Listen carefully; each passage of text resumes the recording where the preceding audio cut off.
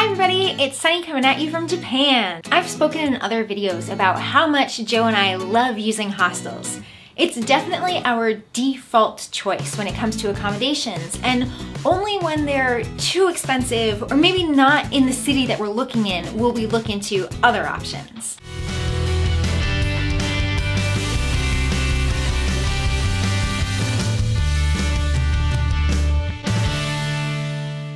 So some of you have asked that I share my favorite tips and tricks to find a really great hostel. So I made this video for you. If you have your own tips, tricks, advice, or anything like that, definitely feel free to share in the comments below. Thanks so much.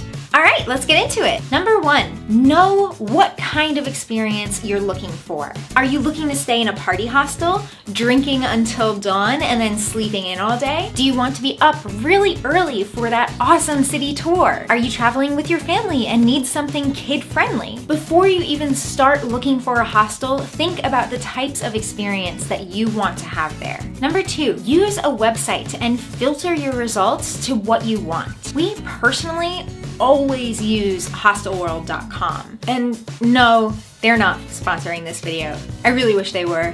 That would mean I would make money off of it. That would be cool. Oh well. There are tons of hostels on this website, so you may feel a bit overwhelmed by all the results, but that's why I say use the filter. Filter the results to be exactly what you want. And then personally, I always sort them in order of the lowest price to the highest price. So I won't even look at the really expensive ones. And usually within the first 3 low price options, I can find a hostel that has an 8.5, a 9 out of 10, something like that. And we always get really great results and have a really good experience. After you've filtered your results, then go in and look at the details, like if they have air conditioning or not.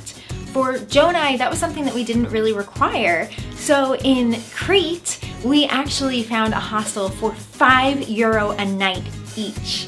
And it was awesome. They'll list if they have a bar, Wi-Fi, parking if you need parking. Different things like that really help you get a good mental image of the type of hostel that you're going to be staying at.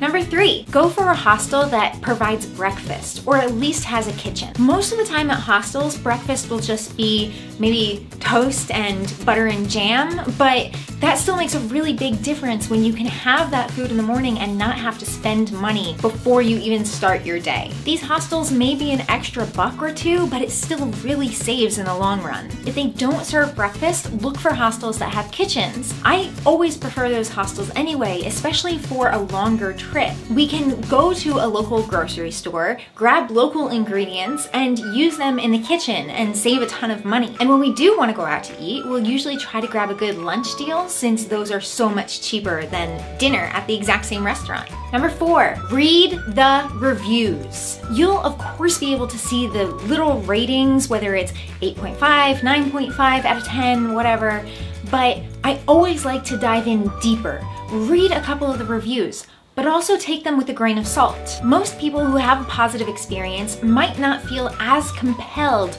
to share about that experience than people that have a negative experience and then feel like they might want to warn someone else. That being said, if you do have a positive experience, I personally believe that you definitely should leave a review, if you can. The reviews will have a lot of extra details and information that you won't be able to find anywhere else. Usually, they'll paint a better, bigger picture of what the environment is like. If it's really easy to socialize, maybe you're backpacking by yourself and meeting other people in a common area is really important to you. You'll be able to see other people's reviews who had similar experiences and if they would recommend it or not. Maybe you don't need that extra common room, you don't need the extra fluff and filler, and you just want a very simple, basic place to crash. That'll be there too. But those reviews are invaluable, so read at least a page of them. Number 5, the best hostels have extras. These places are businesses and they care about their business, or at least They do if they're good ones. We've stayed in hostels that have tours around the city that leave straight from the door of the hostel. Maybe they host pub crawls, have classes to teach local activities, or have group cooking in the hostels themselves for dinners. We actually stayed at a hostel in Dresden, Germany that did this, and the one girl who was teaching the class spent a lot of time in Thailand, so we all made this really awesome Thai curry. She just asked that everyone chip in maybe €1 or €2, and we had this amazing big meal.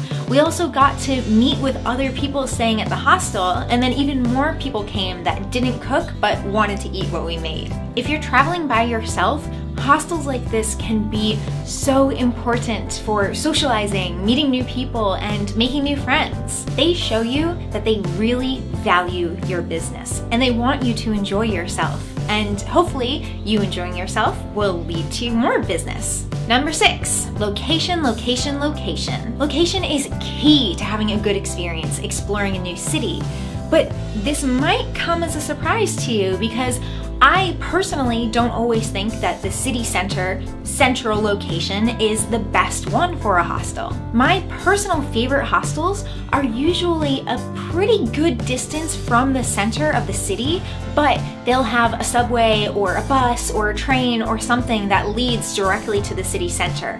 Usually if you take local transportation, it's really cheap. And then this way, you're not paying as much for a hostel in the city center where you'll probably be exploring all day anyway.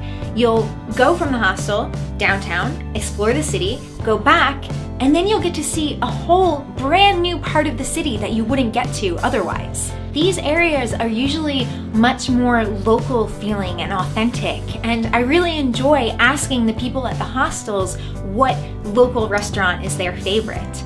Joe and I had some of the best ramen in Kobe by asking these questions at our local hostel. And usually those local restaurants are way better and have higher quality foods than the touristy stuff that you'll find downtown. Number 7, don't stay anywhere with an incomplete profile. As I've said before, these are businesses. They're vying for your business. They're trying to sell you on their product. So if they don't have good quality pictures, or they'll have super brief descriptions and barely any reviews, just skip them. They're not gonna put in an effort to attract their customers with that profile. They're probably not going to put an effort into their actual business either. Just skip them. So what did you think of my list? Did I miss anything? Comment below with your thoughts and experiences. We have a good chunk of pretty funny stories from different hostels, so I'd love to hear yours too. I hope this video was helpful. If you enjoyed it and want to see more videos like this, please hit that like button, and if you really loved it, please subscribe for more videos like this. If you've already subscribed, definitely hit the little bell icon next to that subscription box so you get a notification every time I upload a new video. Now, enjoy this clip of my cat. I'll see you next time. Bye! Penny's not doing anything interesting at all. Let's go see what Eleanor's doing. Oh, hey! Are you playing with a bag? Did Mommy and Daddy leave a bag out? What you doing? You want to do something interesting for the video? You want to just say hi? Ah! No!